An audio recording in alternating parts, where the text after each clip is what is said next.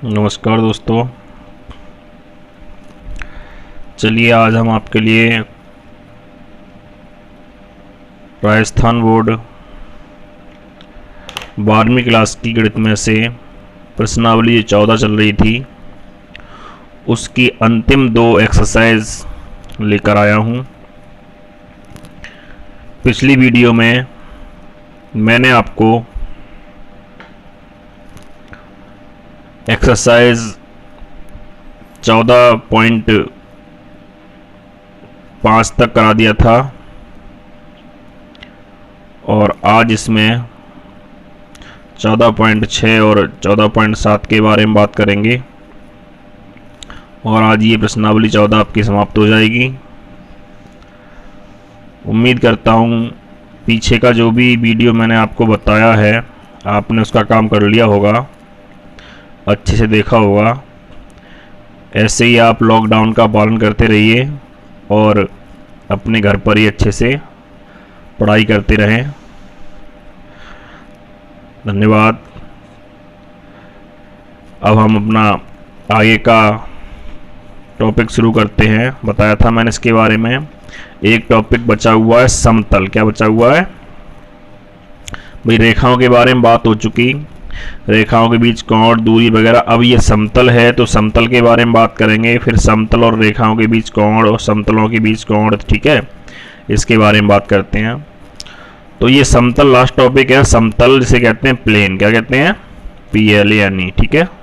Plane होता है ना समतल, जैसे अपने एकदम। तो इसकी परिभाषा बहुत ही सरल सी है। एक ऐसा पृष्ठ जिस पर 2 बिंदुओं के मिलाने वाली संपूर्ण रेखा, ठीक है। एक ऐसा पृष्ठ जिस पर 2 बिंदुओं को मिलाने वाली संपूर्ण रेखा उस पृष्ठ पर स्थित हो, उस पृष्ठ पर स्थित हो, उसे समतल कहते हैं, ठीक है। एक ऐसा समतल जिस पर हम कोई 2 बिंदु ले लें और उनको मिला दें। जैसे कि ये कागज आपको दिख रहा है, इस पर हमने ये 2 पॉइंट ले लिए, अब इसको हमने मिला दिया, ठीक है। मिलाने से जो रेखा आई वो इस कागज पर ही तो ही है, कहीं बाहर तो नहीं गई। तो इस रेखा को जो हमने मिलाया तो जो रेखा बनी वो रेखा का जो प्रत्येक बिंदु होगा, ठीक है, तो संपूर्ण रेखा जो है वो कहां पर स्थित है? उस समतल पर ही, उस पृष्ठ पर स्थित है, ठीक है। इसलिए हम इसे क्या कहेंगे? कागज को समतल कहेंगे। क्या कहेंगे? समतल। कि भाई इस कागज पर हमने 2 पॉइंट ले लिए, ये दोनों पॉइंट, और इनको हमने मिलाया और मिलाने के बाद हमने देखा कि ये जो रेखा बनी वो पूरी रेखा किस पर स्थित है? इस कागज पर, ठीक है। इसलिए इस कागज को क्या कहेंगे हम? इसको हम प्लेन कह सकते हैं, ठीक है। बहुत ही सरल सी परिभाषा है, दोबारा समझेंगे। एक ऐसा पृष्ठ जिस पर 2 बिंदुओं को मिलाने वाली संपूर्ण रेखा उस पृष्ठ पर स्थित हो उसे समतल कहते हैं, ठीक है। समतल का व्यापक समीकरण, जो समतल हमारा होता है उसका व्यापक समीकरण क्या होता है? General equation of a plane. समतल का व्यापक समीकरण XYZ में एक घातीय समीकरण होता है। क्या होता है कि समतल का जो व्यापक समीकरण है वो XYZ में एक घातीय समीकरण है, जो ये लिखा हुआ है AX + BY + CZ + D बराबर 0, ठीक है। ये व्यापक समीकरण कहलाता है, जहां ABCD क्या है? इसके स्थिरांक हैं, नियतांक बोल सकते हैं। आगे पॉइंट आता है एक बिंदु से गुजरने वाले समतल का समीकरण क्या होगा? कि कोई समतल किसी बिंदु से गुजरे तो उसका समीकरण क्या होगा? तो बहुत ही ध्यान समझिए भाई, समतल का व्यापक समीकरण आपने भी ऊपर पढ़ा, क्या होता है? समतल का व्यापक समीकरण होता है AX + BY + CZ + D बराबर 0। हमने समीकरण नंबर 1 डाल दिया। अब यह समतल बिंदु, कह रहा ना बिंदु से गुजरेगा, तो यह समतल बिंदु X1, Y1, Z1 से गुजरता है, ठीक है। ये जो समतल है यानी समीकरण नंबर 1 है वो किससे गुजरेगा? X1, Y1 और Z1। और ये आप हमेशा ध्यान रखना कि जब कोई रेखा या समतल, ठीक है, जिस समीकरण में X, Y, Z होते हैं उसको हम किसी बिंदु से गुजारते हैं, बिंदु का मतलब यहाँ तो X1, Y1, Z1 है, इनके स्थान पर यहाँ संख्यात्मक मान भी हो सकते हैं। तो पहला मान जो होता है वो x का, दूसरा कॉमा के बाद y का, तीसरा किसका होता है z का। तो ये जो पहला x का मान है वो x के स्थान पर रख देंगे, दूसरा y है वो y के स्थान पर रख देंगे, तीसरा z है वो कहाँ z के स्थान पर। तो आप समीकरण 1 को क्या कर रहे हो, इस बिंदु से गुजार रहे हो या ये गुजरता है, तो इस x के स्थान पर क्या आ जाएगा x1, तो हो गया ax1, ठीक है। y के स्थान पर y1 हो गया तो b y1 और c z1 प्लस के d बराबर 0। ये हो गया आपका समीकरण नंबर 2। तो एक और दो समीकरण मिल गए। अब हम क्या करेंगे, समीकरण 1 से समीकरण 2 घटाने पर, समीकरण 1 से समीकरण 2 घटाएंगे। भाई ध्यान दीजिए, समीकरण 1 में यहाँ भी a है यहाँ भी a है, इन दोनों से a कॉमन ले लो तो क्या बचेगा x माइनस x1, क्यों घटा रहे हैं ना। ऐसे ही b और b कॉमन लोगे तो y minus y1, c common लोगे z माइनस z1 और d से d कट जाएगा। तो समीकरण आपका क्या बचा, a कॉमन ले लिया तो x minus x1 plus b common ले लिया y minus y1 plus c common ले लिया z माइनस z1 बराबर क्या 0। ये समीकरण कब कार्य करता है, जब ये किसी बिंदु से गुजरेगा, ठीक है। इसके बाद है कि समतल की विशेष स्थितियां, ठीक है। व्यापक समीकरण हो गया और बिंदु से गुजरने वाला समीकरण बता दिया क्या होता है। अब है समतल की विशेष स्थितियां। तो यदि समतल मूल बिंदु से गुजरता है, कहां से गुजरता है, तो मूल बिंदु से अगर गुजरेगा तो व्यापक समीकरण में जो d आता है क्या आता है कि ax plus by plus cz plus d बराबर, ये होता है व्यापक समीकरण। क्या होता है, इस व्यापक समीकरण में जो d होता है वो मूल बिंदु से दूरी होती, क्या होती है मूल बिंदु से। अब भाई जब समतल फर्स्ट कंडीशन में आपका कहां से गुजरेगा, मूल बिंदु से, तो मूल बिंदु से दूरी खत्म हो गई, इसका मतलब d का मान 0 हो जाएगा। तो क्या बचेगा ax plus by plus cz बराबर 0। तो ध्यान रखना दोस्तों, जब भी प्रश्न आपसे कहता है कि उस समतल का समीकरण बताओ जो मूल बिंदु से गुजरता है, उसका हो जाएगा ax plus by plus cz बराबर 0, ठीक है। दूसरी कंडीशन, यदि x अक्ष के समांतर है, तो भाई अगर x अक्ष के समांतर है, ठीक है, समीकरण हमारा किसके समांतर है, x अक्ष के अगर समांतर है तो x अक्ष पर जो कटान बिंदु होता है स्मॉल a, y अक्ष पर होता है स्मॉल b और z अक्ष पर क्या होता है स्मॉल c। भाई समतल अगर x अक्ष को टच करता है तो स्मॉल a पर करेगा, y को करता है स्मॉल b पर करेगा, z को स्मॉल c पर, और d क्या होती है मूल बिंदु से इसकी लंबवत दूरी, ठीक है। तो ये जो आपका समतल है वो x अक्ष पर a दिक्कनुपात काटता है, ठीक है, y पर 2 और z पर कितना c।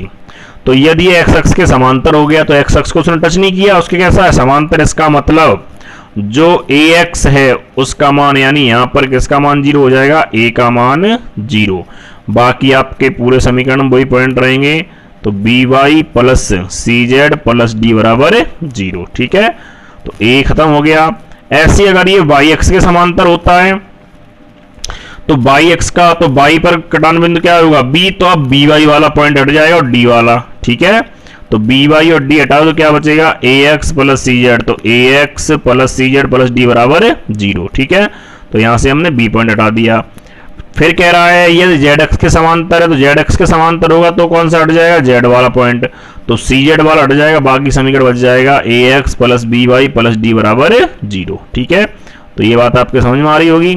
दोबारा समझ लेंगे, x अक्ष के समांतर है तो x अक्ष का जो गुणांक मान लो या जो स्मॉल a है वो होती है x अक्ष पर चली गई दूरी, यानी x अक्ष पर जिस बिंदु पर समतल x अक्ष को काटता है कटान बिंदु वो क्या है a है, y अक्ष पर कितना है b, z अक्ष पर कितना है c। और जब ये काटेगा ही नहीं, x अक्ष के समांतर है तो इसे काटेगा नहीं, इसका मतलब ये पहला पॉइंट 0 हो जाएगा, बाकी by cz और प्लस d बराबर 0। ऐसे y अक्ष के समांतर है तो y वाला पॉइंट हटा दो व्यापक समीकरण में से, ठीक है, और z के समांतर है तो z वाला हटा दो। फिर अगला पॉइंट आता है, यदि x अक्ष से गुजरता है तो क्या होगा, भाई जब x अक्ष से ही गुजरेगा, ठीक है, तो x अक्ष से गुजरने का मतलब एक तो x अक्ष पर जो गुजरी जाएगा एक्स अक्ष से, ठीक है। तो एक्स अक्ष पर गुजरने का मतलब हो गया एक्स अक्ष से गुजरता है, यानी एक्स अक्ष ही है वो समतल, ठीक है। तो एक्स अक्ष से तो एक तो एक्स वाला पॉइंट जाएगा कि वहां उसी से तो गुजर रहा है, उस पर कोई निश्चित दूरी नहीं है, और प्लस जो मूलबिंदु से दूरी होती है वो हट जाएगी, ठीक है। तो बी वाई प्लस क्या बचेगा, सी जेड। भाई एक्स अक्ष से अगर हम समीकरण को गुजार दें तो एक्स अक्ष से समीकरण अगर गुजारा जाएगा तो एक्स अक्ष का मान एक्स रहेगा, तो एक्स माइनस एक्स वन करते थे ना वहां, तो एक्स माइनस एक्स वन के स्थान पर आप करोगे एक्स माइनस एक्स, तो क्या हो जाएगा, जीरो, ठीक है।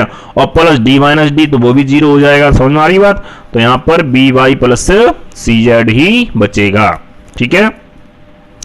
बाई से गुजारेंगे तो बाई वाला हटा दो, डी हटा दो, तो ए एक्स प्लस सी जेड बचेगा, ठीक है। जेड एक्स से गुजरेगा तो ए एक्स प्लस बी वाई बचेगा। भाई एक्स वन बाई वन और जेड वन से जब हमने समीकरण गुजारा था समतल को, तब क्या समीकरण आया था, ठीक है, वो याद है ना, a into x minus x one plus b into y minus y one plus c into z minus z one, यही आया था ना। अब उसी समीकरण को अगर आप एक्स अक्ष से गुजारोगे तो एक्स अक्ष से गुजारोगे तो इसका मतलब हो गया x comma zero comma zero, x अक्ष से गुजारने का मतलब हो गया एक्स कॉमा जीरो, ठीक है। ध्यान देंगे इधर एक मिनट। भाई बिंदु से जो समीकरण हमने बनाया था a x minus x one plus b y minus y one plus c z minus z one बराबर, ये समीकरण लिखा था अभी। अब ये समीकरण अगर हम एक्स अक्ष से गुजारें तो एक्स अक्ष पर बिंदु हो जाएंगे x comma zero, by x पर हो जाएंगे zero comma by comma zero, और जेड पर हो जाएंगे जीरो कॉमा जेड। तो एक्स अक्ष से अगर ये गुजरेगा तो एक्स वन का मान क्या लगाओगे, एक्स, तो यहां पर हो गया a into x minus x plus, अब बाई वन का मान क्या लगाओ, जीरो, तो हो जाएगा b y minus zero plus c z minus zero. तो एक्स से एक्स कट गया, क्या बचा, जीरो, तो ए वाला पॉइंट जीरो हो गया, क्या बचा, B y plus c z बराबर जीरो, ठीक है। तो उम्मीद है यहां से बात समझ में आ रही। ऐसे अगर बाई एक्स से गुजारेंगे तो ये चीज यहां लग देंगे एक्स वाई जेड के मान, ये जेड से गुजारेंगे तो एक्स वाई जेड के मान एक्स वन वाई वन के, तो ये एक्स वन, ये बाई वन और ये जेड वन, यहाँ एक्स वन बाई वन और जेड वन, और ये एक्स वन बाई वन और, ठीक है। तो इस प्रकार से यहां हमने सीधे लिख दिए हुए हैं, तो आपके समझ में आ रहे हैं गुजरने वाली कंडीशन। अब अगला पॉइंट आता है यदि एक्स अक्ष पर लंब है। भाई जब एक्स अक्ष पर लंब होगा तो केवल एक्स अक्ष पर ही दूरी कितने पर काट रहा वो होगा, और मूल बिंदु से दूरी होगी, दो ही पॉइंट तो होंगे। भाई एक्स अक्ष पर अगर प्लेन लंबवत है तो एक्स अक्ष को ए पॉइंट पर काटता है, तो एक तो वो हो गया, और मूल बिंदु से दूरी हो गई उसकी, दो ही पॉइंट लिए जाएंगे। ऐसे ही बाई पर होगा तो B y plus D, Z पर होगा सी जेड प्लस डी, ठीक है। अब लास्ट इसमें आता है कंडीशन कि यदि एक्स वाई तल के संपाती है, एक्स और बाई तल के संपाती है, ठीक है। तो संपाती वाली कंडीशन में एक्स और बाई आ गया तो एक्स का मतलब ए हट जाएगा, बाई का मतलब बी वाई हट जाएगा, केवल क्या बच्चा, सी जेड बराबर जीरो, ध्यान रखना भाई। और बाई जेड, तो बाई का मतलब क्या होता है, बी वाई, जेड का मतलब सी जेड, तो बी वाई और सी जेड हटा दो तो केवल क्या बच्चा, ए एक्स। यही जेड एक्स तल में क्या हो जाएगा, सी जेड और ए एक्स, तो क्या बचेगा, बी वाई बराबर जीरो, ठीक है। तो ये एक बार आप ध्यान दे लेना इन पर, ठीक है। एक दो प्रश्न अंदर आएंगे तो वहां पर डायरेक्ट हम समीकरण लिखेंगे, तो आप ये समझ लेना।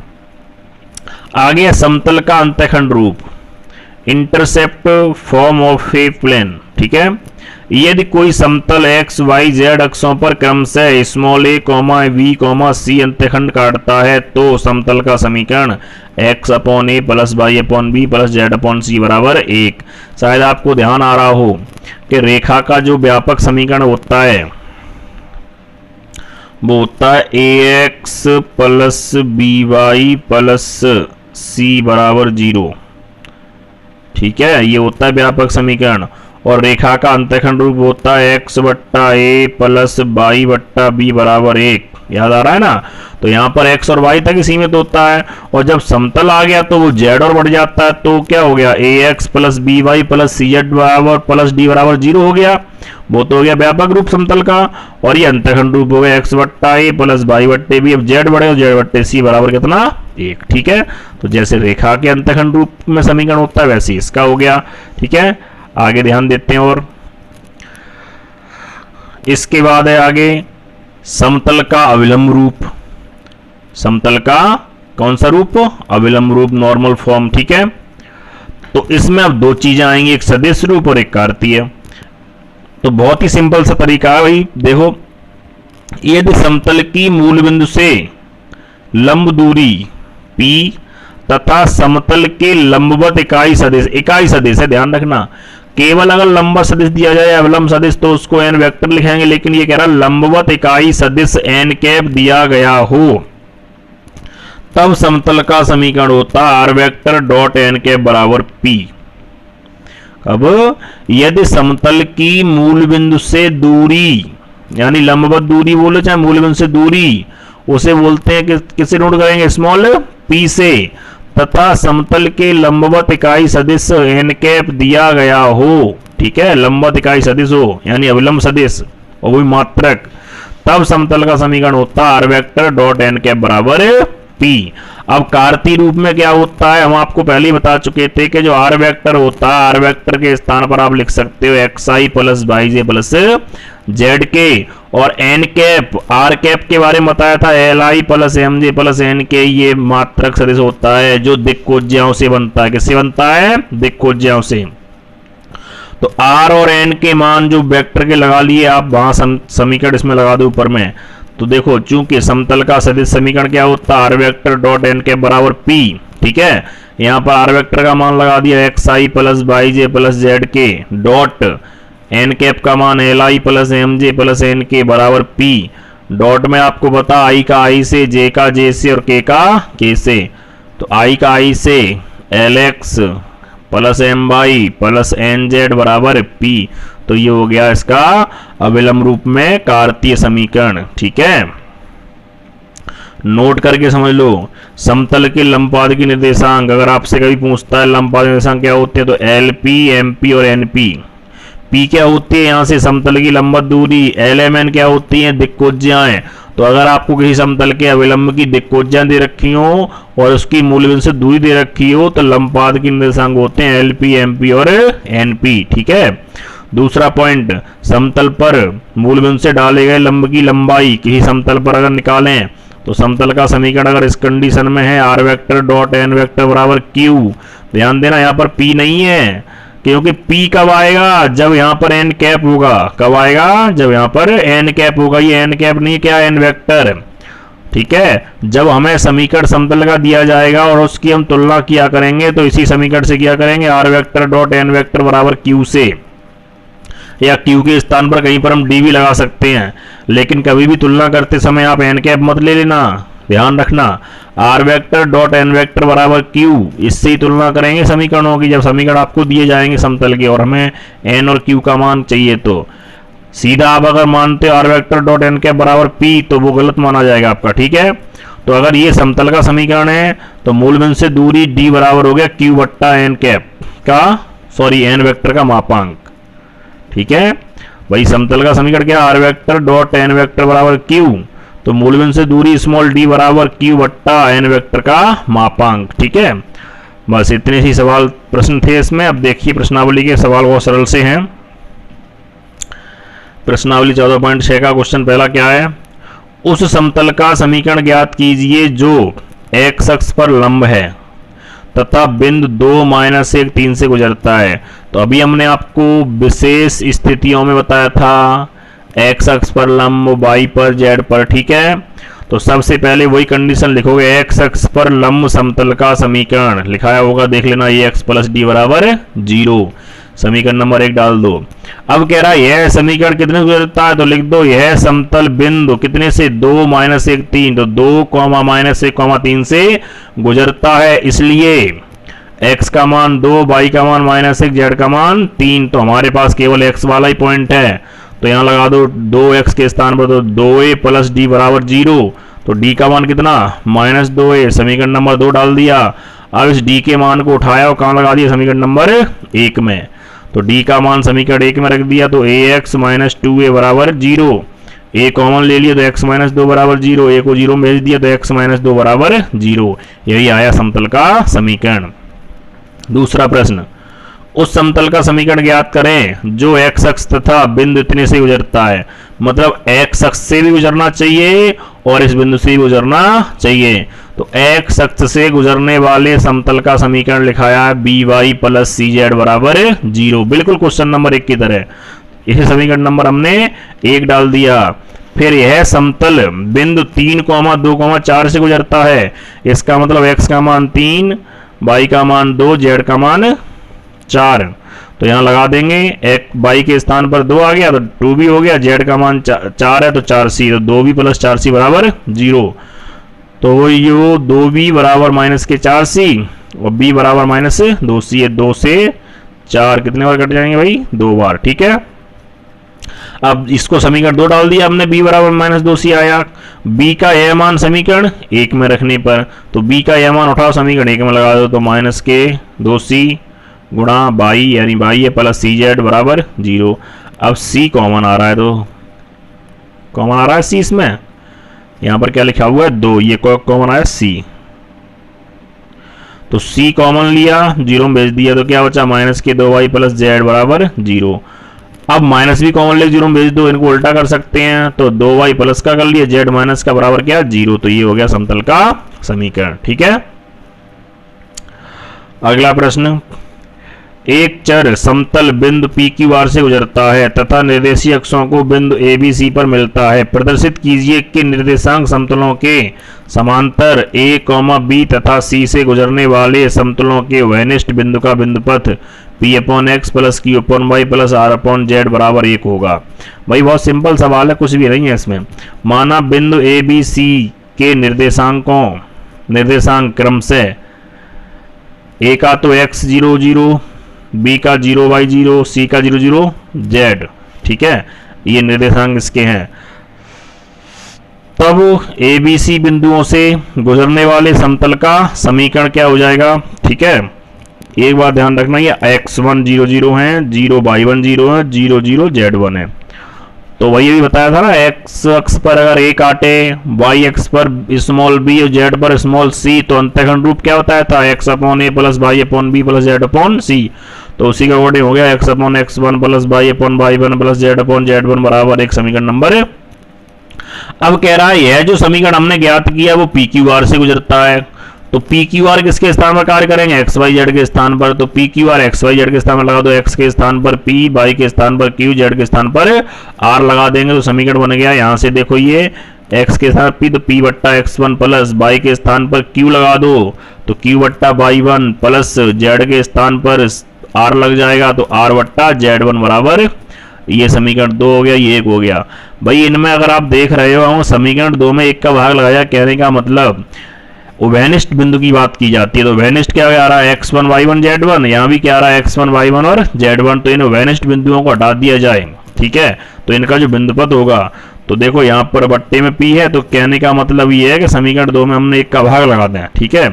तो p बट्टा x1 और बट्टे में x बट्टा x1, तो x1 से x1 कैंसिल, क्या बचा p बट्टे x।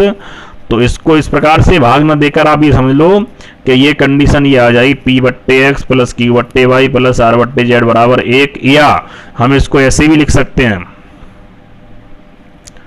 x बट्टा पी, वाई बट्टा क्यू, जेड बट्टे आर बराबर 1, ठीक है, इस प्रकार से भी लिख सकते हैं। अगला सवाल, उस समतल का सदिश समीकरण ज्ञात कीजिए जो मूल बिंदु से 7 इकाई यानी स्मॉल p का मान, ठीक है, दूरी पर है तथा i इसके अविलंब की तरफ इकाई सदिश है। कैसा है? अगर केवल कहता अविलंब की तरफ केवल सदिश बोलता तो n वेक्टर, कह रहा अविलंब की तरफ क्या इकाई सदिश है, तो ये n कैप का मान है। देखो बहुत सरल प्रश्न है, दोबारा समझो। उस समतल का सदिश समीकरण ज्ञात कीजिए जो मूल बिंदु से 7 इकाई, इसका मतलब ये तो हो गया स्मॉल p का मान, ठीक है, इतनी दूरी पर है, तथा i कैप इसके अविलंब की तरफ यानी इसके लंबवत इकाई सदिश है, तो n कैप। भाई समतल की मूल बिंदु से दूरी p बराबर 7 तथा अविलंब इकाई सदिश n कैप बराबर i, तो समतल का समीकरण आपको बताया था r vector dot n cap बराबर p, तो हो गया r vector dot n cap का मान i बराबर p का मान 7। बताओ कहाँ कठिन है, कितना सरल सा सवाल है। अगला देखिए ऐसे ही, उस समतल का समीकरण ज्ञात की करें जो मूल बिंदु से 7 इकाई दूरी पर है तथा सदिश इतना 6i + 3j - 2 के इसके अविलंब है। भाई अविलंब है केवल, लेकिन ये नहीं कहा इसने कि इकाई सदिश अविलंब। ठीक है, तो यहां पर समतल की मूल बिंदु से दूरी p बराबर सही है, लेकिन अब दे दिया आपको अविलंब सदिश, तो ये हो जाएगा n वेक्टर, और n वेक्टर से ज्ञात क्या करेंगे हम n कैप। तो n कैप क्या होता है, n वेक्टर बट्टे इसका मापांक।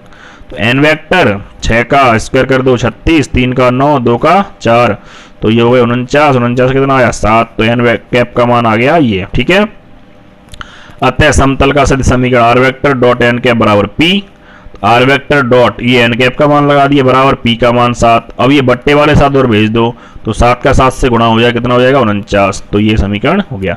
अब देखो यहां पर n कैप का मान यही तो था, अब ये बट्टे में जो 7 थे वो कहां पहुंच गए बराबर, तो अब ये आपके पास क्या बचा बताओ, ये n वेक्टर तो ही बचा, क्या बचा n वेक्टर।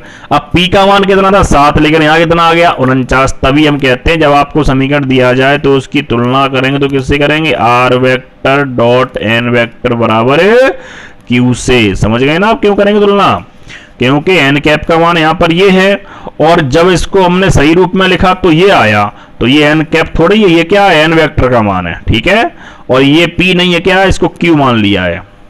ठीक है, तो समझ रहे होंगे आप, हम तुलना करेंगे तो q क्यों मानेंगे। प्रश्न नंबर 6 देखिए, बढ़िया प्रश्न है।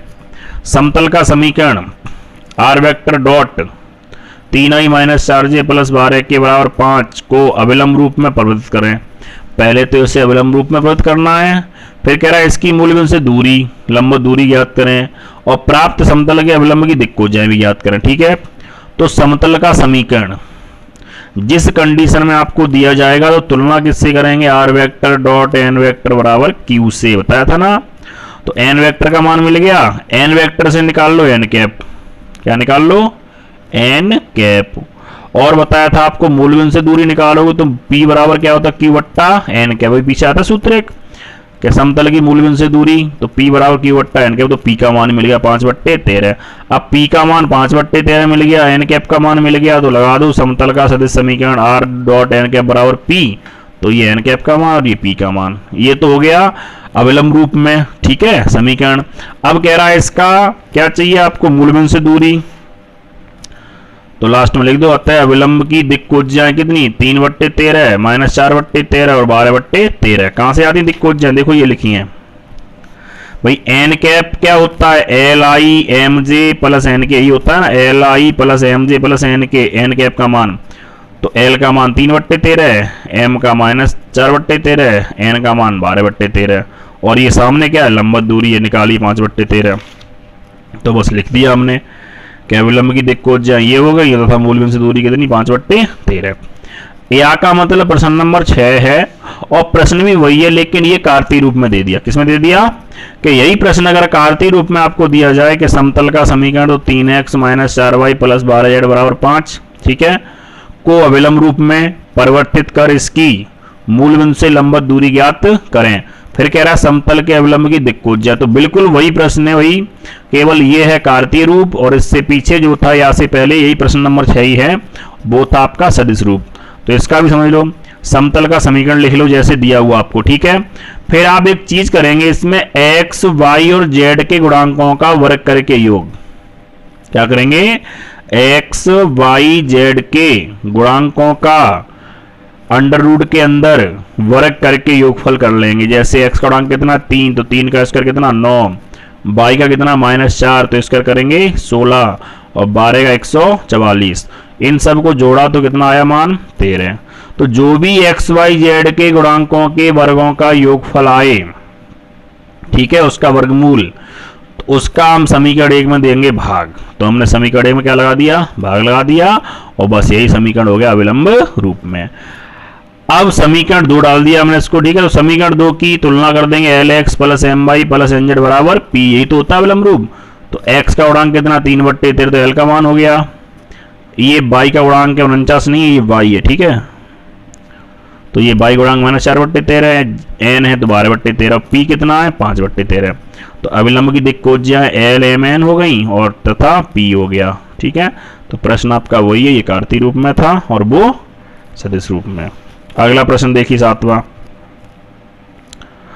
उस समतल का सदिश समीकरण ज्ञात कीजिए जो मूल बिंदु से कितनी इकाई 4 इकाई दूरी पर है तथा इसके अविलंब के दिक् अनुपात दे रखे हैं। ठीक है, तो समतल की मूल बिंदु से लंबवत दूरी p बराबर 4 है। ठीक है, अविलंब सदिश के दिक् अनुपात 2 - 1 2 है, इसलिए n वेक्टर हो गया 2i - j + 2k। भाई अविलंब सदिश अगर कहता अविलंब इकाई सदिश, अगर कहता अविलंब इकाई सदिश के दिक् अनुपात तो n कैप होता है। यहाँ पर ध्यान रखना है दोस्तों, इसमें कंफ्यूज होता है। तो यहाँ पर होगा अविलंब सदिश है, केवल इकाई नहीं लगा इसके आगे, अगर इसके आगे इकाई लगा होता तो n कैप हो जाता है ये।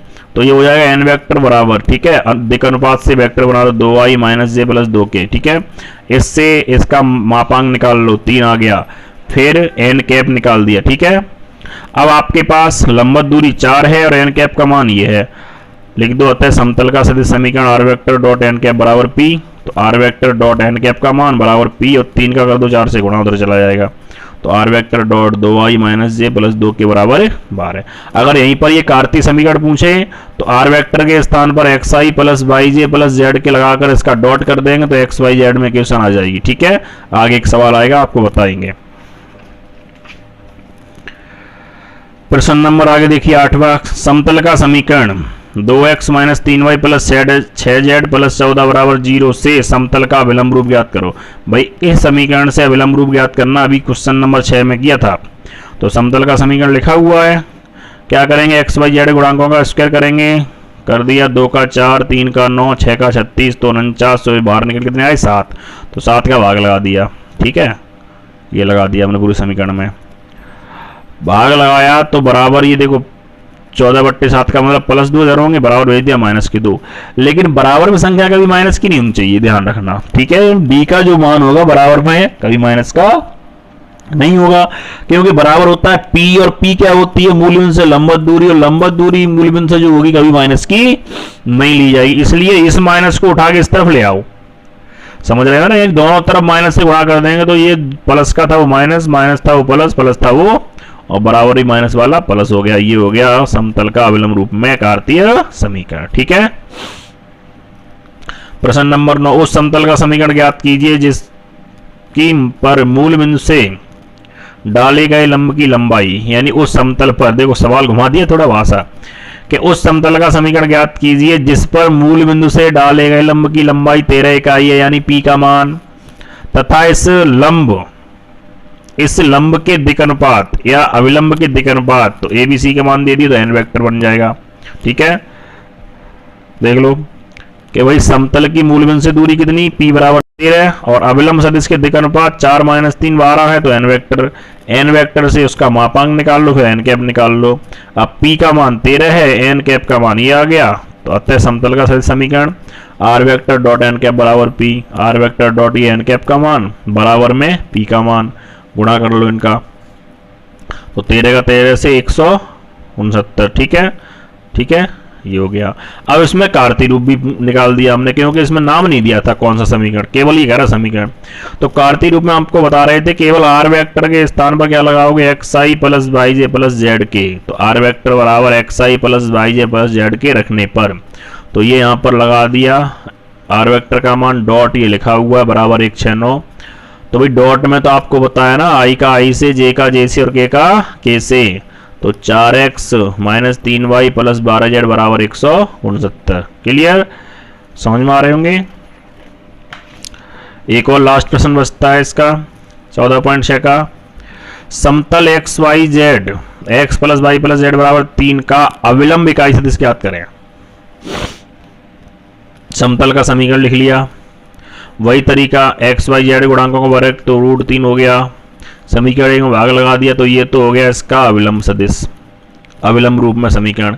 यह अविलंब रूप में समतल का समीकरण है, तो समीकरण 2 डाल रखा है इसको। समीकरण 2 की Lx + My + Nz बराबर p से तुलना, क्योंकि यही तो समीकरण होता है।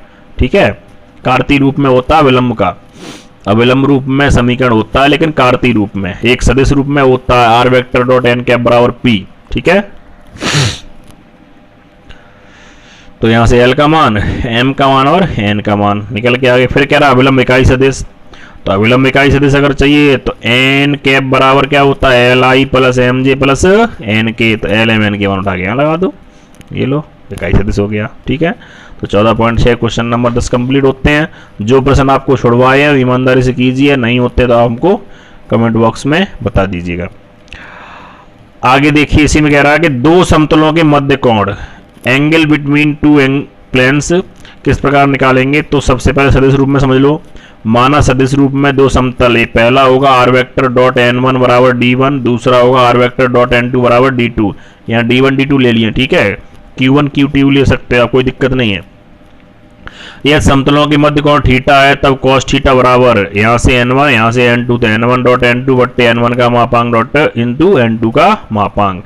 भाई सूत्र बहुत कठिन नहीं है कुछ भी। दो रेखाओं के मध्य कोण तो b one dot b two, समतलों के मध्य कोण n one dot n two, कहाँ दिक्कत है बताओ। ठीक है, कार्तीय रूप की बात करें तो माना कार्तीय रूप में समीकरण तो ये हो जाएंगे a one x plus b one y plus c one z plus d one बराबर जीरो। दूसरा हो जाएगा a two x plus b two y plus c two z plus d two बराबर जीरो। ये समतलों के मध्य कोण क्या है, थीटा है, तो कॉस थीटा बराबर गुणा कर दो इनका, a one a two plus b one b two plus c one c two, इनसे मतलब नहीं है, डॉट तो ही करते हैं, और बट्टे इनका मापांक कर दो, तो a one b one c one का वर्ग करके ये, और a two b two c two का वर्ग करके ये कार्तीय रूप में कर दो। लेकिन इसकी कोई आवश्यकता नहीं है। ठीक है, सदिश रूप दिया हो तो आप सीधा सदिश रूप लगा दो, कार्तीय रूप दिया हो कार्तीय रूप लगा दो, जैसे भी आपको उचित लगे।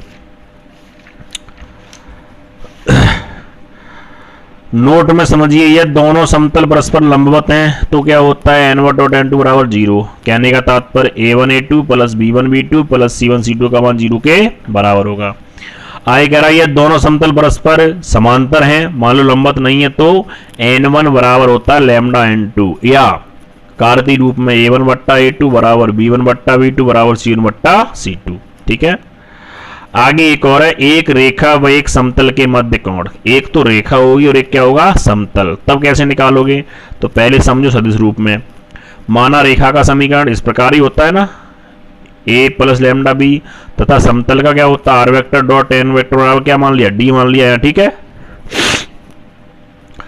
तथा इनके मध्य कोण क्या, थीटा है, तो साइन थीटा बराबर बी वेक्टर डॉट, देखो रेखा से क्या लिया बी और समतल से क्या लिया एन, समझ में आ रही बात। तो रेखा का बी उठा लेंगे, समतल का एन वेक्टर उठा लेंगे, तो बी डॉट एन बट्टे बी का मापांक। और लेकिन ध्यान ये रखना, यहाँ पर साइन थीटा आता है, क्या आता है, धोखे से भी कॉस थीटा मत लगा देना। रेखाओं के मध्य कोण तब भी कॉस थीटा, समतलों के मध्य कोण तब भी कॉस थीटा, लेकिन जब एक समतल और एक रेखा होगी तब आएगा आपका साइन थीटा। ठीक है, कार्तीय रूप भी समझ लो इसका।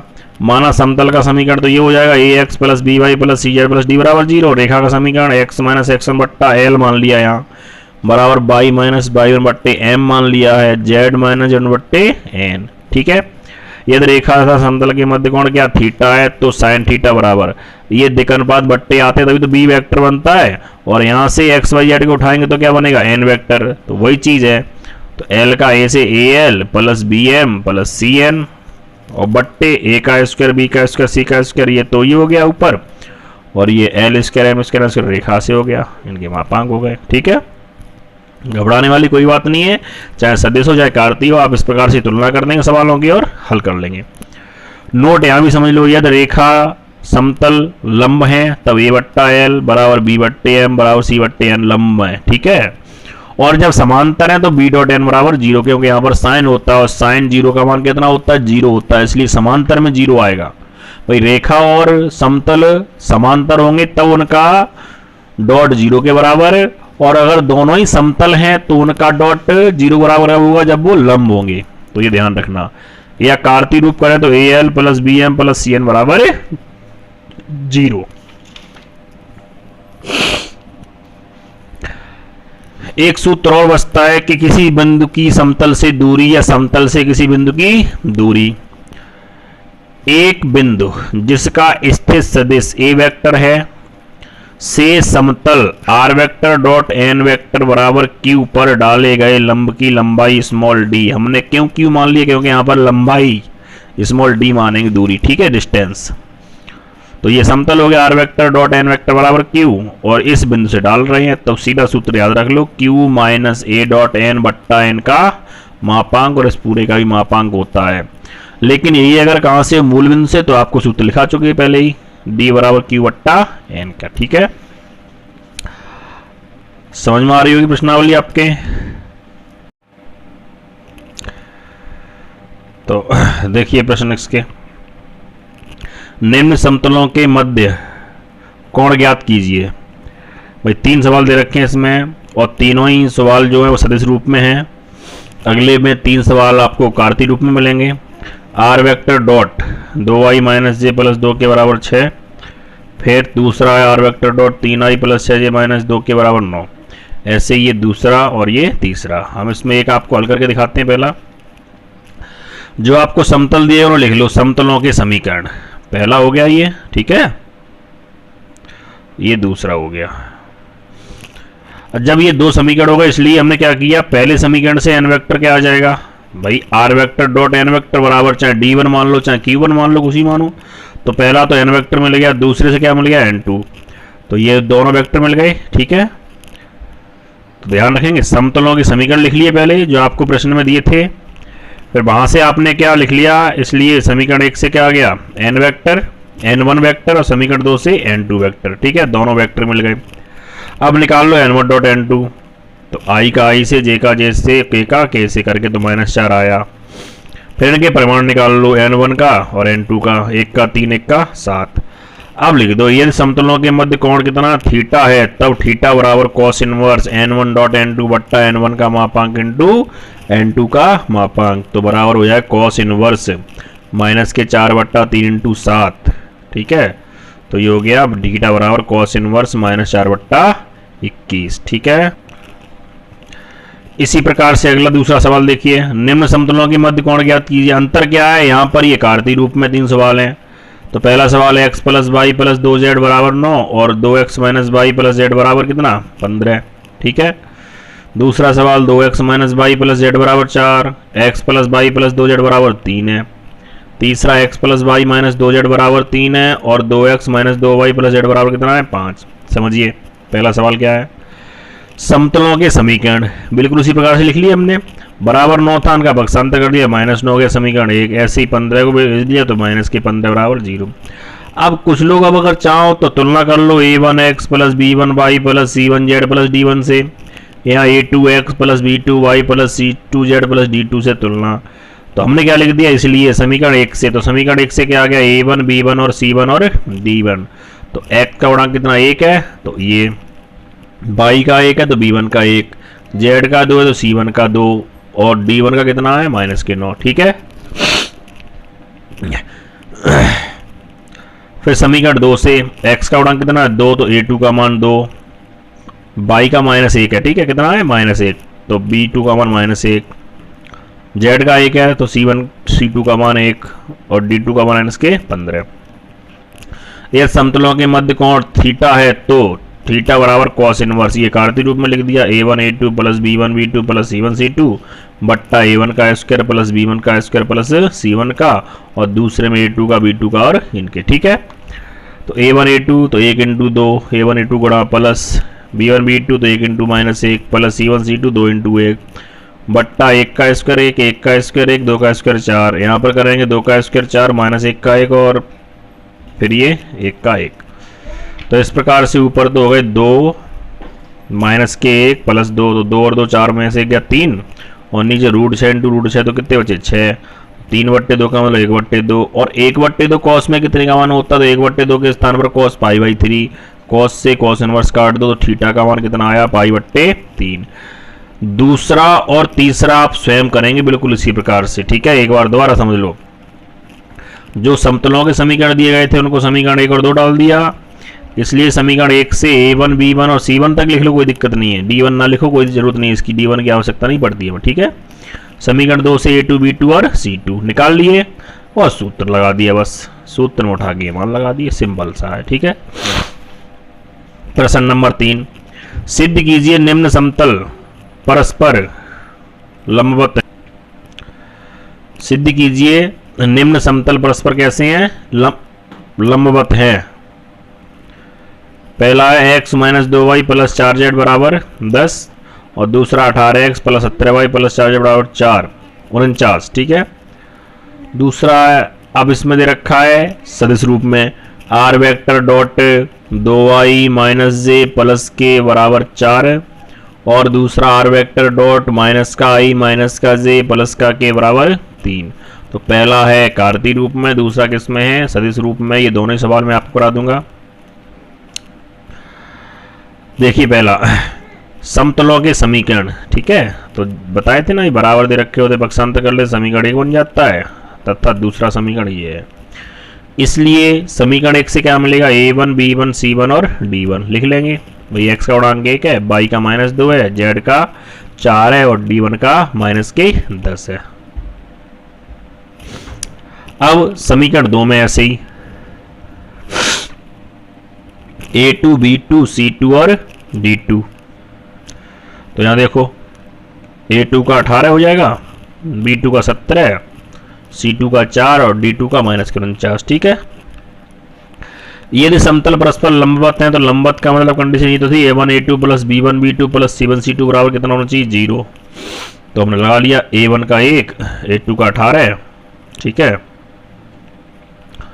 b1 का -2, b2 का 17 प्लस c1 4 और c2 भी 4 बराबर 0। तो 18 माइनस के 34, 70 दूनी हो गए और 4 का 4 से गुणा 16 बराबर 0। 16 18 भी 34 होते हैं, 34 में 34 जाएंगे 0, 0 बराबर। अतः दिए गए समतल कैसे हैं, परस्पर लंब हैं, ठीक है। ऐसे ही अगला सवाल, सेकंड पार्ट है समतलों के समीकरण। अब ये आपको दे रखे हैं किसमें, सदिश रूप में। तो ये दोनों लिख लिया, आर वेक्टर डॉट पहला समीकरण हो गया ये, तथा आर वेक्टर डॉट ये दूसरा हो गया। अब समीकरण 1 से, तो इसलिए n1 का मान क्या हो गया, ये n1 का मान हो गया 2i माइनस जे प्लस के, तथा n2 का मान क्या हो गया -i माइनस जे प्लस के। ये समतल परस्पर लंबवत हैं तो, ठीक है, n1 डॉट n2 बराबर क्या होगा, 0। तो ये n1 का मान डॉट n2 का मान बराबर क्या, 0 के रख दिया, रख नहीं दिया मतलब 0 दिखाना है तो 0 बराबर 0 कर देंगे हम सिद्ध। तो i का i से, j का j से और k का k से। तो 2 का -1 से -2, -1 का -1 से प्लस का 1 और +1 का +1 से प्लस का 1। तो माइनस के 2 हो गए, प्लस के 2 हो गए, तो 2 - 2 0, 0 बराबर। इसका मतलब ये भी समतल कैसे हो गए, परस्पर लंबवत हो गए, ठीक है। तो चाहे आपके कार्तीय रूप में दिए जाएं समतल, चाहे आपके सदिश रूप में दिए जाएं, कार्तीय रूप में होंगे तो a1 a2 plus b1 b2 plus c1 c2 बराबर 0 रख देंगे लंब कंडीशन में, और अगर सदिश रूप में होंगे तो n1 डॉट n2 बराबर 0 दिखा देंगे, ठीक है। अगला प्रश्न, यदि निम्न समतल परस्पर लंब हैं तो लैम्डा का मान ज्ञात कीजिए। भाई लैम्डा का मान बताना अगर समतल आपके लंबवत हैं। पहला देखिए r vector dot 2i minus j plus lambda k बराबर 5, और दूसरा है r vector dot 3i plus 2j plus 2 k बराबर 4। दूसरा सवाल है 2i minus 4j plus 2x minus 4y plus 3z बराबर 5 और x plus 2y plus lambda z बराबर, भाई दोनों ही एक है कार्तीय में, एक कैसा है, सदिश रूप में, ठीक है। देखिए पहला पार्ट इसका, समतलों के समीकरण लिख लो। तो समतलों के समीकरण क्या है इसमें, पहला समतल समीकरण लिख लिया, समीकरण 1 डाल दिया, दूसरे को समीकरण नंबर 2 डाल दिया, ठीक है। इसलिए समीकरण 1 से n1 वेक्टर निकाल लिया तथा समीकरण 2 से n2 वेक्टर निकाल लिया। चूंकि समतल परस्पर कैसे हैं, लंबवत हैं, और लंबवत की कंडीशन आपको पता है n1 vector dot n2 vector बराबर क्या होता है, 0, ठीक है। तो ये n1 का मान यहाँ लगा दिया 2i minus j plus lambda के, डॉट n2 का मान लगा दिया 3i plus 2j plus 2 k बराबर 0। अब भाई गुणा तो वही करना है, डॉट करना है, तो उसका मतलब i का i से, j का j से और k का, तो 2 का 3 से 6 हो गया, माइनस का 1 प्लस का 2 -2 हो गया, प्लस के लैम्डा प्लस के 2 लैम्डा बराबर 0। 6 में से 2 जाएंगे, 4 बचेंगे, प्लस के 2 लैम्डा बराबर 0। 4 का पक्षांतर कर दिया हमने तो माइनस के 4 हो गए, लैम्डा बराबर -4/2, तो लैम्डा का मान कितना आया, -2। तो ये तो था सदिश रूप में। अब कार्तीय में भी देख लो, सेकंड पार्ट है इसका, ठीक है। समतलों के समीकरण पहला और ये दूसरा। तो इसमें क्या किया समीकरण 1 से, आपको पता है अनुपात ले लेने हैं a1 b1 c1 के, तो सीधे लिख लिए a1 का 2, b1 का -4, c1 का 3, a1 बराबर 2, b1 बराबर -4, c1 बराबर 3। अब समीकरण 2 से a2 b2 c2, तो a2 का मान 1, b2 का मान 2, c2 का मान लैम्डा, a2 1, b2 2, c2 का मान लैम्डा। और ये आपको बता रखा है कि ये आपस में कैसे हैं, लंबवत हैं। चूंकि समतल परस्पर कैसे हैं, लंबवत हैं, इसलिए a1 a2 plus b1 b2 plus c1 c2 बराबर किसके, 0 के। a1 का मान 2, a2 का मान 1 प्लस b1 का मान -4, b2 का मान 2 प्लस c1 का मान 3, c2 का मान लैम्डा बराबर 0। तो 2 का 1 से करेंगे 2, अब ये माइनस के 4 दूनी 8 हो गए, प्लस 3 लैम्डा बराबर 0। तो भाई 2 में से माइनस के 8 जाएंगे तो माइनस के 6 प्लस 3 लैम्डा बराबर 0। 6 का भक्षांतर कर दो तो लैम्डा बराबर कितना, 6/3 बराबर कितना, 2। ठीक है, तो चाहे सदिश रूप में हो चाहे कार्तीय रूप में, अगर आपको दे रखा है कि दो समतल परस्पर लंब है, सदिश रूप में है तो n1 डॉट n2 बराबर 0, कार्तीय रूप में है तो a1 a2 plus b1 b2 plus c1 c2 बराबर 0। अगला प्रश्न देखिए, प्रश्न संख्या ये पहले 6 आ गई है, इसकी समझ लो। 5वां इसी प्रकार से हो जाएगा, रेखा x माइनस 2/3 बराबर y प्लस 1/-1 बराबर z -3/2, ये रेखा समीकरण है। और समतल क्या, 3x plus 4y plus z बराबर 5 के मध्य कोण। भाई एक रेखा और एक समतल के मध्य कोण बताया था ना, साइन थीटा के रूप में। ठीक है, लेकिन ये कार्तीय रूप में है, समझो। रेखा का समीकरण x माइनस 2/3 बराबर y प्लस 1/-1 बराबर z -3/2। इसलिए आप अगर इनके बट्टे वाले अनुपातों को ले लें तो आप बी वेक्टर बना सकते हैं। क्या बना सकते हैं, बताया था ना पीछे कि रेखा अगर आपको कार्तीय रूप में दी जाए और उसे सदिश रूप में चेंज करें तो ए वेक्टर कहां से बनता है, ये वाले पॉइंट ले लिए जाएंगे। ठीक है, तो ए वेक्टर बनेगा, बट्टे वाले से क्या बनेगा, बी वेक्टर। तो हमें चाहिए बी वेक्टर, हम सदिश रूप में हल करेंगे, इसे दे रखा कार्तीय रूप में और किस में हल करेंगे, सदिश रूप में, देखना। ठीक है, तो रेखा के बट्टे वाले उठाए तो हमने क्या बना लिया, उससे बी वेक्टर। फिर तथा समतल का समीकरण, तो समतल का समीकरण आपको दे रखा है 3x plus 4y plus z -5 बराबर 0। तो इसलिए यहां से n वेक्टर बन जाएगा, ये x y z गुणांक है ना, ये तो कहलाता दिक् अनुपात, और दिक् अनुपात से बना लो ये वेक्टर, तो 3i प्लस 4j प्लस के, ये n वेक्टर मिल गया। यदि रेखा तथा समतल के मध्य कोण थीटा है तब सूत्र क्या होता है, साइन थीटा बराबर b डॉट n बट्टे b का मापांक इंटू n का मापांक। तो b का मान लगा दो 3i माइनस जे प्लस 2 के डॉट n का मान 3i प्लस 4j प्लस के बट्टा इसका स्क्वायर करेंगे 3 का 9 हो जाएगा, -1 का 1, 2 का 4, ऐसे या 3 का 9, 4 का 16 और 1 का 1। अब डॉट करेंगे तो i का i से 3 का 3 से 9, -1 का 4 से माइनस के 4, 2 का 1 से 2, तो 9 और 2 11, 11 में 4 कितने बचे 7, ये हो गया रूट 14, ये हो गया रूट 26। भाई 7 से 14 कितने बार है, लेकिन यहाँ पर क्या बच जाएगा फिर रूट में 7। ठीक है, तो रूट 7 ऊपर, नीचे 2 का 26 से गुणा कर दो 52, तो रूट 7/52। तो थीटा बराबर हो गया साइन इनवर्स रूट 7/52। ठीक है, प्रश्न नंबर 5 में आप देखिए, रेखा x प्लस 1/3 बराबर y माइनस 1/2 बराबर z माइनस 2/4 और 2x plus y minus 3z plus 4 बराबर 0 के मध्य कोण ज्ञात कीजिए। बिल्कुल क्वेश्चन नंबर 6 की तरह आप हल करेंगे और आंसर क्या आएगा, लिखा हुआ है थीटा बराबर साइन इनवर्स माइनस का 4/√406, ये आंसर आएगा। ठीक है, करने का तरीका दोबारा फिर समझ लो छठे प्रश्न को। भाई रेखा का जो समीकरण दिया जाएगा तो वहां से तो बट्टे वाले अनुपात यानी बी वेक्टर निकाल लो। क्या निकाल लो, बी वेक्टर। ए वेक्टर निकालने की आवश्यकता नहीं है। और समतल जो दे रखा है उससे क्या निकाल लो, एन वेक्टर, यानी एक्स वाई जेड के गुणांकों को लेकर। ठीक है, एक्स वाई जेड के स्थान पर आई जे के लगा दो, सीधा एन वेक्टर बन जाता है। ठीक है, रेखा समतल के मध्य कोण क्या, थीटा, तो साइन थीटा बराबर बी डॉट एन बट्टे बी का मापांक एन का मापांक, तो बी का डॉट एन, ये मान लगा दिए, ये इसके मापांक लग गए दोनों के, और इनको हमने हल कर लिया। तो प्रश्न नंबर 5, रेखा है x प्लस 1/3 बराबर y माइनस 1/2 बराबर z माइनस 2/4 और समतल क्या है, 2x plus Y minus 3z plus 4 बराबर 0 के मध्य कोण ज्ञात करें, प्रश्न नंबर 6 की तरह। ठीक है,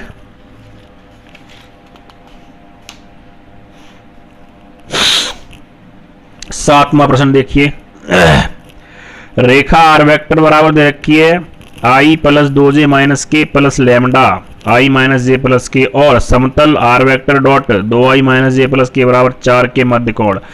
भाई प्रश्न संख्या 5 और 6 तो थी कार्तीय रूप में, सीधा समझ लो, और प्रश्न संख्या 7 और 8 है वो है सदिश रूप में, और निकालना रेखा तथा समतल के मध्य कोण। ठीक है, तो रेखा का समीकरण आर वेक्टर बराबर ए प्लस लैम्डा बी के अकॉर्डिंग दे रखा, तो यहां से इसलिए बी वेक्टर का मान आ गया। समतल का समीकरण आर वेक्टर, समतल का समीकरण r vector dot 2i minus j plus k बराबर 4, तो इसलिए यहां से एन वेक्टर का मान आ गया। ये यदि रेखा तथा समतल के मध्य कोण थीटा है तो सूत्र वही लग जाएगा साइन थीटा बराबर बी डॉट एन बट्टे बी का मापांक इंटू। अब देखो उधर कार्तीय रूप में समीकरण दिए थे, उनसे भी हमने बी वेक्टर और एन वेक्टर निकाल लिए, यहाँ तो ऑलरेडी सदिश रूप में है। ठीक है, तो आप निकाल ही लोगे, और सूत्र आप समझ रहे हो बी डॉट एन बट्टे बी का मापांक इंटू एन का मापांक। 1 का 2 से 2 माइनस 1 का माइनस 1 से प्लस 1 और 1 का 1 से 1, तो 4 हो गया। या मापांक निकाल लो इस वेक्टर का, ये है, इसका ये है, 1 का स्क्वायर 1 माइनस 1 का 1 1 का 1 रूट 3, यहाँ हो गए 2 का 4 1 का 1 1 का 1 6,